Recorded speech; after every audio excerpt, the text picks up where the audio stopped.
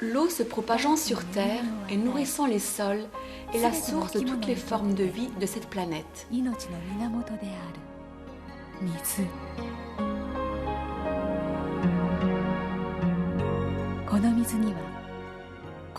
Mais il reste une facette de l'eau inexpliquée jusqu'à présent.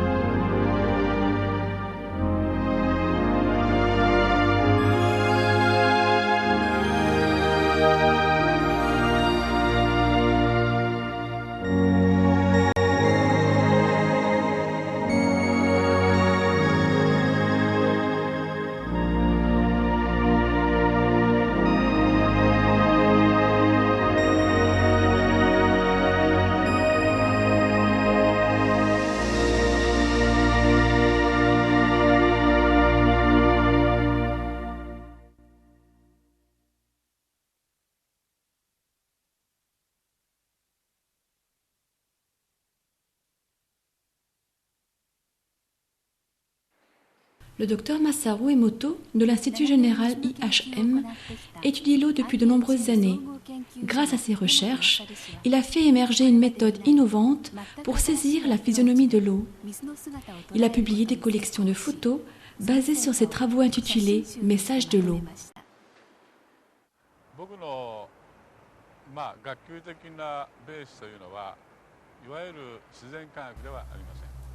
Mes études académiques ne sont pas basées sur les sciences naturelles mais culturelles. Même pour moi, cela reste un mystère d'expliquer comment je suis arrivé à trouver cette méthode.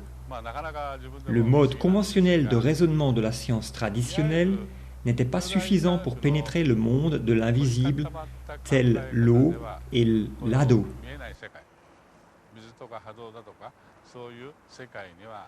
Moi, un novice, je m'y suis attaqué, mon absence de crainte m'ayant permis d'y plonger.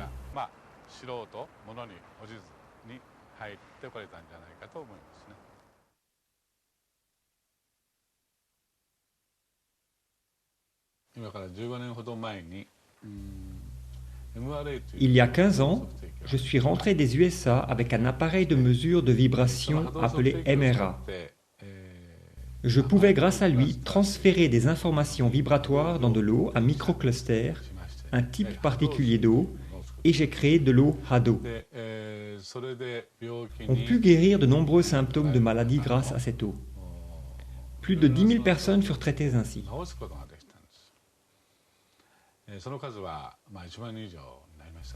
Le concept de l'eau pouvant guérir à elle seule fut dur à accepter par beaucoup de gens, en particulier les médecins.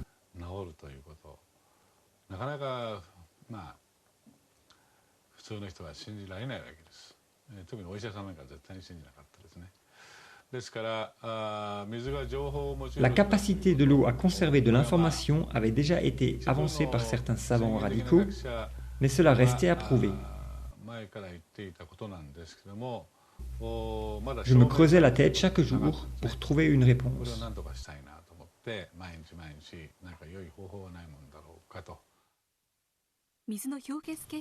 C'est grâce à ce livre que le docteur Emoto s'intéressa à l'étude des cristaux d'eau gelée. J'y ai appris qu'il n'y a pas deux flocons de neige identiques.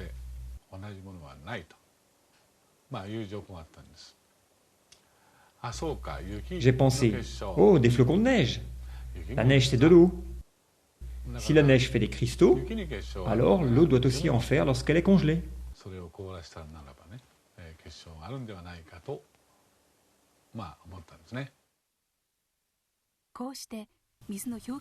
C'est ainsi que débuta l'étude des cristaux d'eau congelée, sans néanmoins obtenir de succès instantané.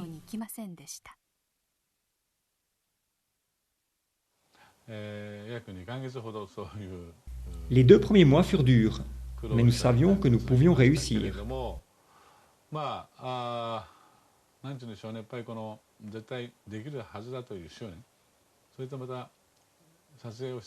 J'ai persévéré avec M. Ishibashi, qui a pris les photos actuelles. Finalement, environ 60 jours plus tard, nous obtînmes notre première photo réussie. J'étais tellement ému. J'ai versé des larmes de joie.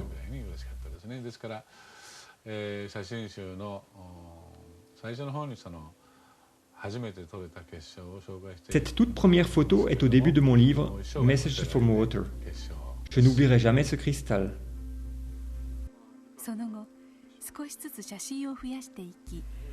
Depuis, nous avons graduellement agrandi notre collection de clichés en accumulant des données. Certaines des eaux examinées ne montrèrent aucune formation cristalline. Regardez l'exemple de l'eau du robinet.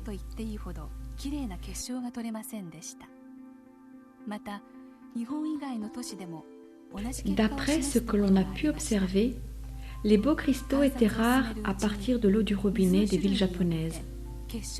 C'est aussi le cas pour l'eau de certaines villes étrangères.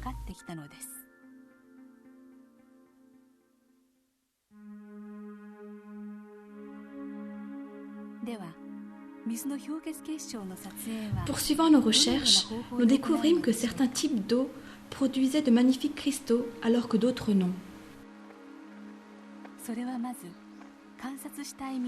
Comment sont photographiés les cristaux d'eau congelée?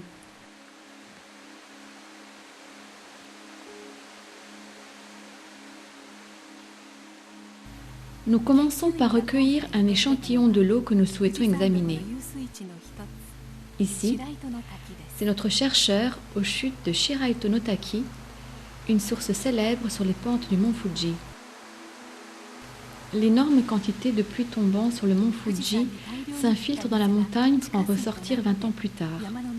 Ici, aux sources de Shiraito no Taki, où ces cascades débitent plus de 100 000 m3 par jour.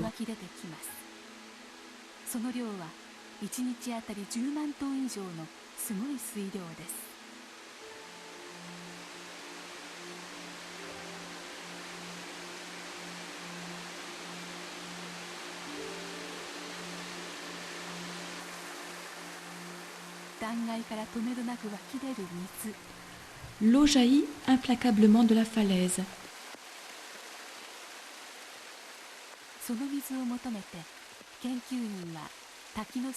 Notre chercheur s'approche du pied de la cascade et remplit un flacon d'eau fraîche.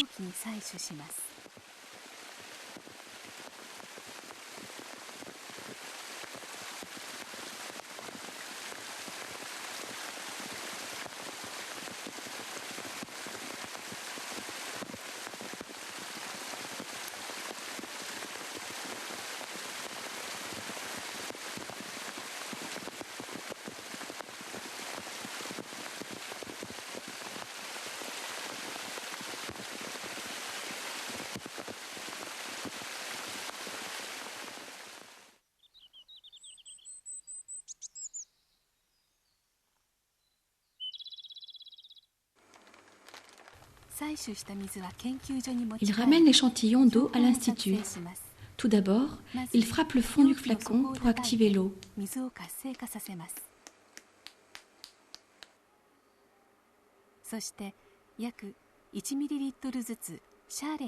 Puis, il la répartit en gouttes de 1 ml dans chaque boîte de pétri.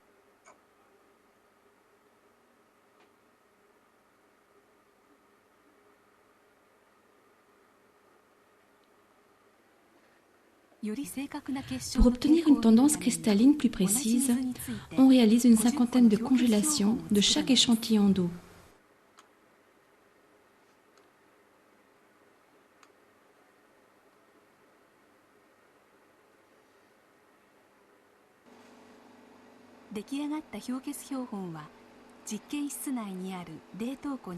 Les boîtes de pétri sont mises au congélateur à moins 25 degrés dans le laboratoire.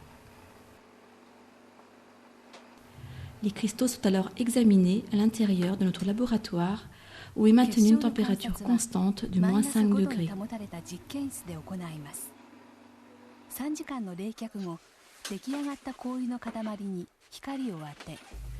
3 heures plus tard, nous observons les pointes de chaque bloc gelé au microscope.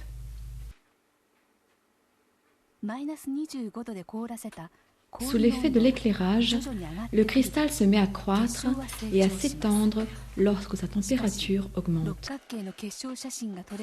D'ordinaire, seuls quelques cristaux parmi la cinquantaine montrent une belle cristallisation hexagonale. Quel genre de cristaux va nous montrer l'eau des chutes de Shiraito no Taki? Un magnifique cristal hexagonal se développe lentement à partir de 6 angles du cœur de l'hexagone, paré de délicates ramifications.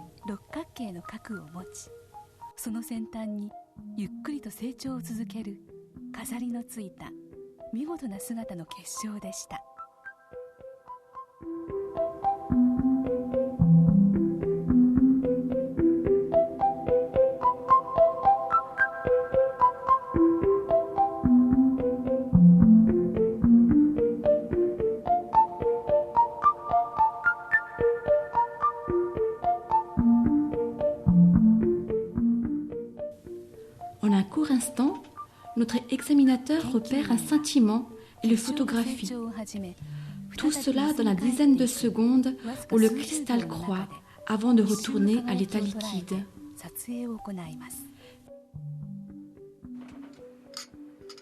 Une vue de côté révèle une protubérance au sommet. Ceci est dû au fait que le cristal ne se développe non pas en 2, mais en 3 dimensions à partir du centre.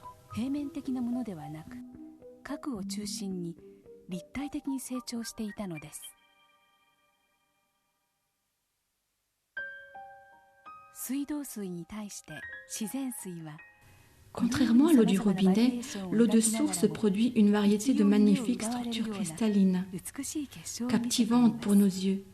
C'est l'eau qui nous révèle un autre aspect d'elle-même.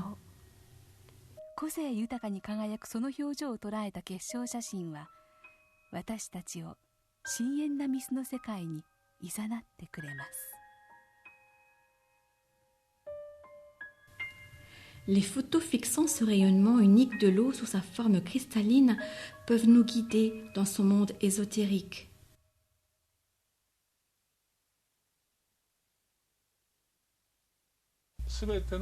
Tout ce qui existe vibre. La science ne peut nier cela.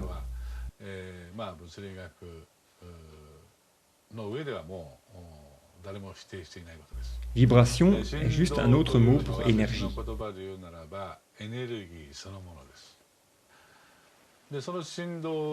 Alors, comment se transmettent les vibrations? Je crois que c'est par l'eau.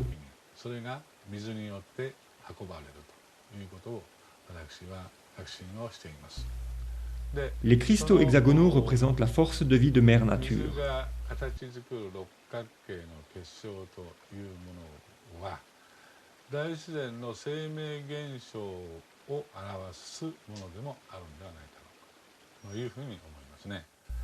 En conséquence, l'absence de cristaux hexagonaux peut être interprétée comme un signe que les forces de vie ont été corrompues énergétiquement dans cette région.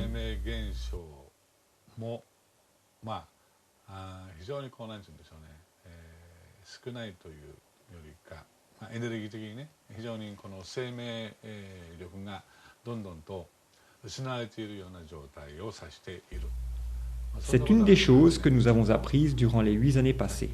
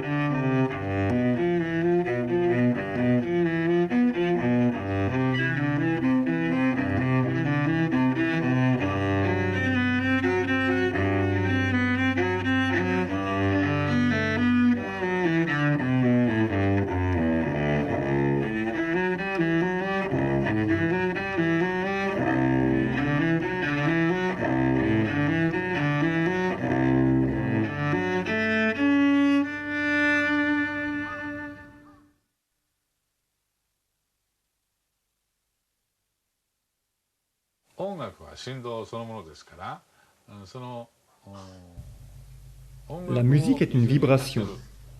Si nous exposons de l'eau à de la musique, sa structure cristalline changera. Connaissant les principes fondamentaux, cela ne doit pas surprendre.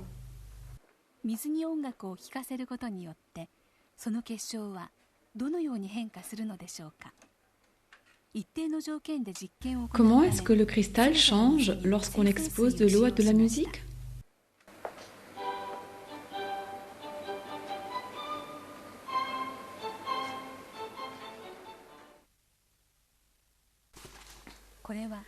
Pour garantir une constance dans les expériences, nous utilisons toujours de l'eau distillée.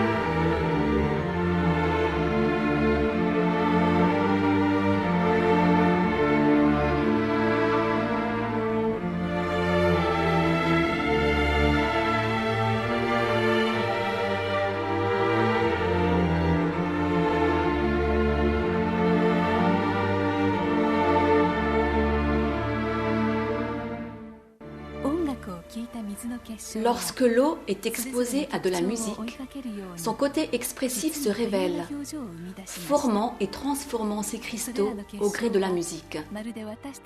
C'est comme si le cristal était le reflet de nos propres émotions.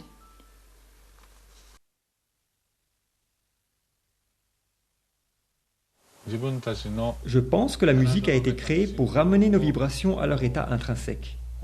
Par exemple, après la Deuxième Guerre mondiale, le Japon est passé par une dure période, son peuple souffrant comme jamais. C'est ce qui a engendré beaucoup de changements positifs durant cette période. Chaque région, chaque communauté a sa propre histoire. C'est dans la nature humaine de créer de la musique qui réajuste les vibrations distordues par l'histoire. C'est pourquoi j'ai la conviction que la musique est d'abord une forme de thérapie avant d'être un art.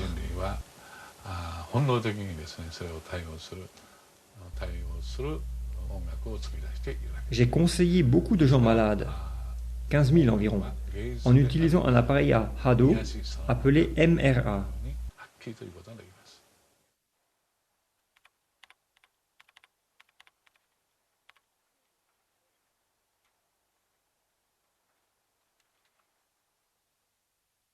Nombreux ont été guéris et sont mentionnés dans mes livres.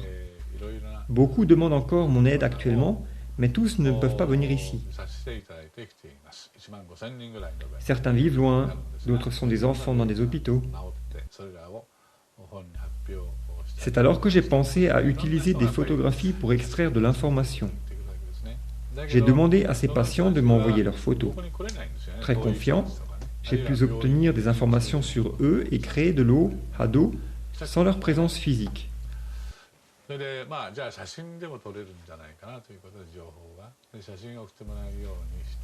Ceci a aidé à guérir beaucoup de gens. Parfois, pourtant, je ne peux même pas obtenir de photos, comme dans la plupart des cas urgents. Mais je continue à vouloir traiter cet enfant ou cette personne.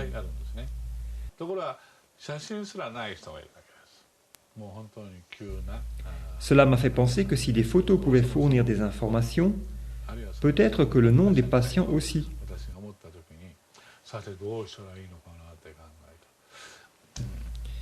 J'ai mesuré l'ADO à partir du nom d'un patient et ai constaté que cela fonctionnait.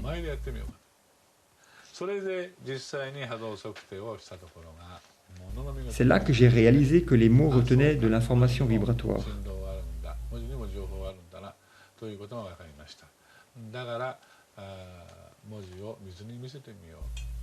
J'ai alors essayé de soumettre l'eau à des mots écrits.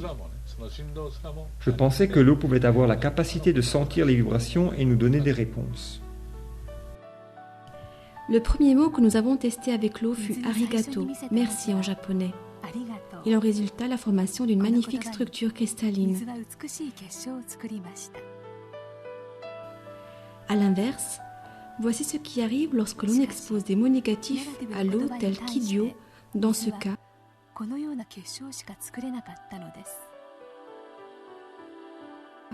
ou la phrase « Tu me rends malade, je vais te tuer ».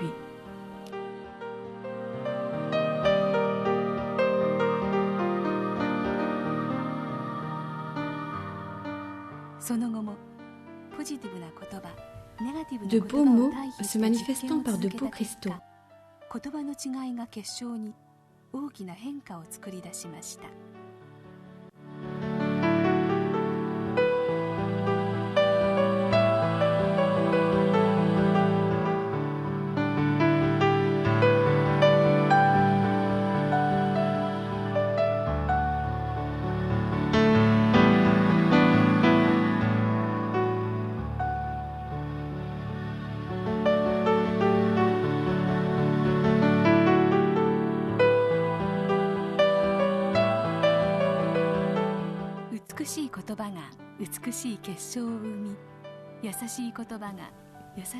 En nous apparaissant sous sa forme cristalline, l'eau nous laisse voir le pouvoir caché derrière les mots.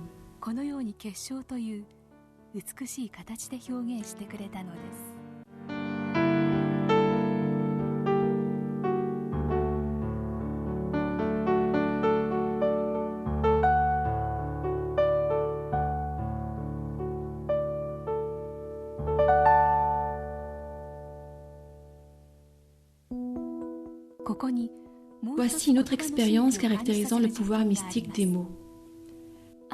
Inspirés par nos expériences précédentes, une maman et son fils Kim voulurent les refaire eux-mêmes. Ils placèrent du riz cuit dans 2 pots de verre.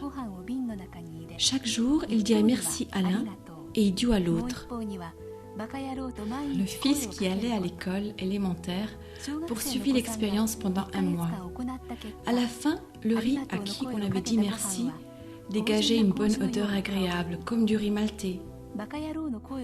L'autre, qui avait été traité d'idiot, dégageait une odeur de pourri et avait noirci.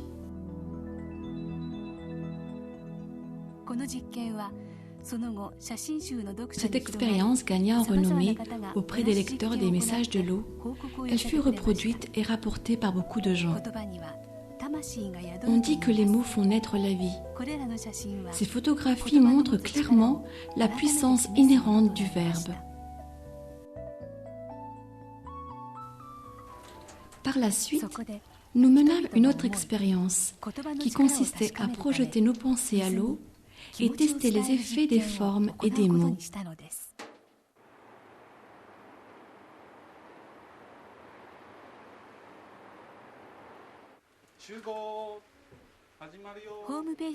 Grâce à notre site internet, nous avons rassemblé un groupe de volontaires pour nous aider à réaliser cette expérience. 4 groupes de parents et leurs enfants y participèrent. Dans cette expérience, nous utilisâmes 2 flacons d'eau du robinet de Tokyo. Notons qu'elle a tendance à ne pas cristalliser. Tous les participants expriment leur gratitude tout d'abord à voix haute, puis en pensée, les yeux fermés au premier flacon. Puis ils observèrent les changements dans l'eau. Merci, eau. Nous t'aimons, eau. Nous prendrons soin de toi, eau.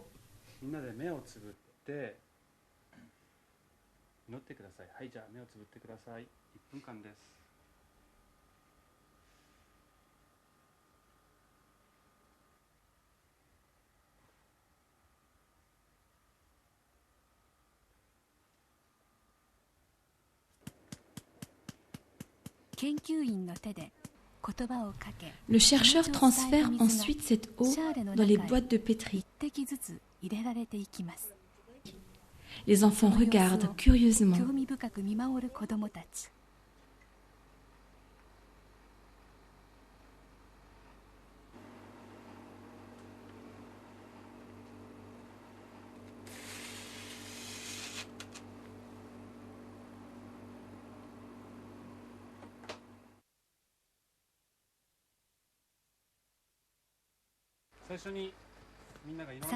Trois heures plus tard, l'eau congelée est prête pour l'observation.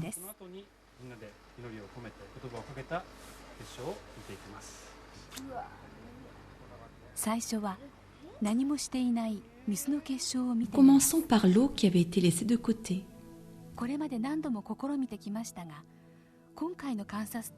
Comme tellement souvent lors des fois précédentes, nous observâmes une fois de plus une totale absence de beaux cristaux dans l'eau de Tokyo.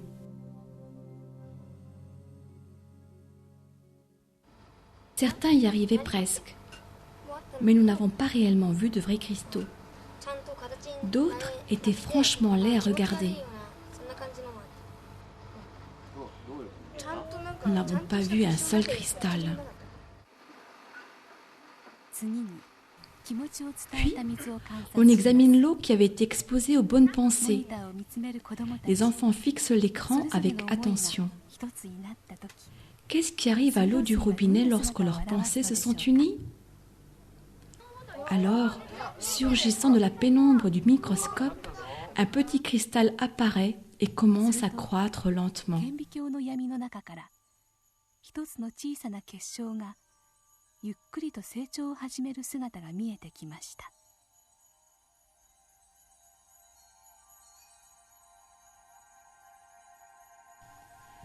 Un grossissement plus fort révèle l'émergence soudaine d'un cristal unique, clair et simple, comme pour incarner la pensée des gens qui s'étaient rassemblés.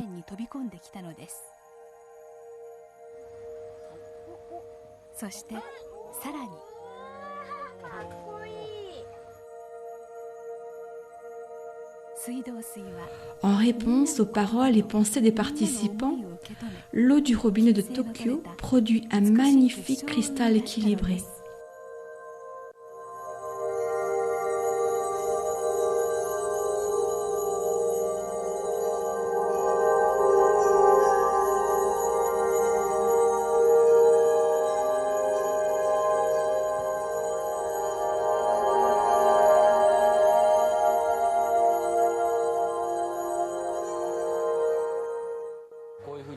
Aurais-tu imaginé voir des cristaux comme celui-là? Non, je ne pensais pas. Comment t'es-tu senti quand tu as vu le cristal? C'était fascinant. J'étais un peu sceptique quant au résultat. Que nos pensées puissent affecter l'eau. Mais maintenant que j'ai vu, je sais que c'est vrai.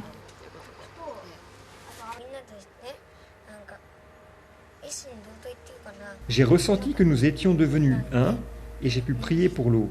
C'était bien.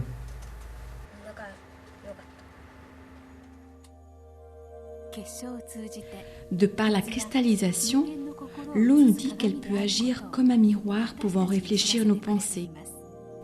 L'eau a la capacité de nous montrer ce que nous ne pouvons pas voir. La même eau coule dans notre corps et nourrit toute vie sur Terre.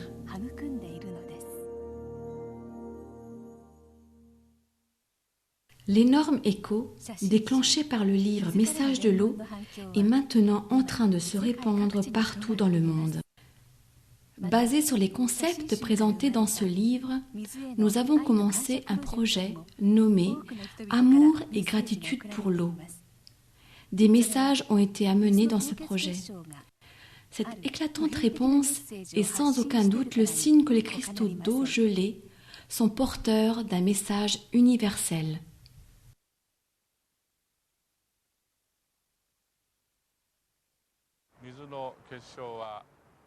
Dans certains cas, l'eau produit de magnifiques cristaux hexagonaux, alors que dans d'autres, pas du tout, ou des cristaux déformés. Qu'essaye de nous dire l'eau par la cristallisation? Personnellement, je crois que Mère Nature est à la racine de tout. Tout ce qui est en accord avec Mère Nature se manifeste par une magnifique structure hexagonale. Tout ce qui ne l'est pas n'en fait pas. Je crois que c'est peut-être le message que l'eau essaye de nous transmettre en s'utilisant elle-même comme médium.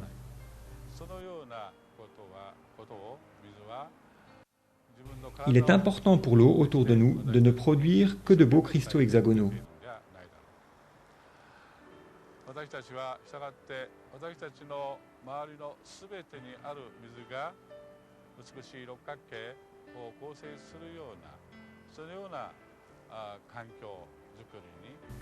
C'est pourquoi je ressens que c'est de notre devoir de maintenir notre environnement propre.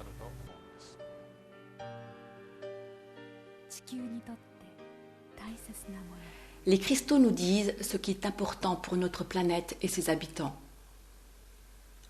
C'est le message que nous pouvons utiliser pour nous projeter en avant lorsque nous commençons à contempler le futur.